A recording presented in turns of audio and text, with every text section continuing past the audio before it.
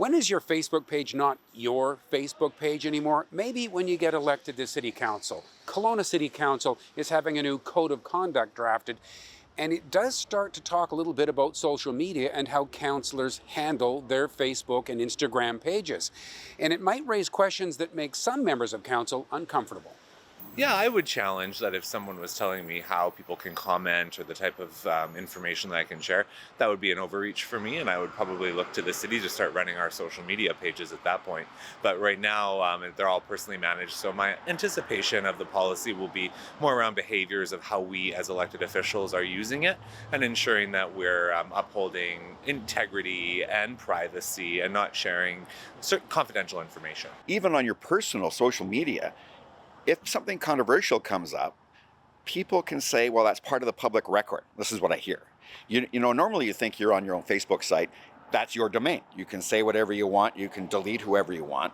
But if you're getting into the public realm, I hear it's complicated. So it would be nice to have some guidelines. Well, there should be some parameters set so that we are all following the same regulations. Is it just the Wild West right now? No one's ever told you what you should and shouldn't do? I mean, you got to use your brains when you post things and not be offensive and rude and nasty. I know that there is some discussion with councils elsewhere that once you start using your social media to talk about civic issues, you have to be careful who you might block and for what reasons, because now you have to be even-handed about how you communicate with the public. Sure. So our social media accounts currently here at the City of Kelowna are personal in nature. We don't receive any remuneration for managing them, so technically they're personal and not a representation of the City of Kelowna. So I personally curate my own social medias based on behaviors that I'm willing to accept in that space. Personally, I do not accept abuse or any sort of, degradation to civility, if you will, which I believe is threatening democracy. Even on your own personal social media, if you're communicating about public issues, you've got to watch out who you block.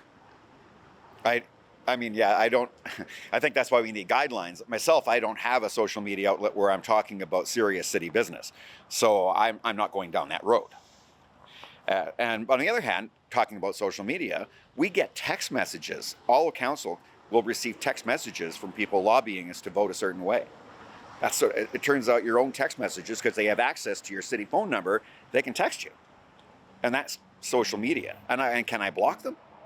If the elected official wants to block the person, they are in their complete right to do so because it's a private account.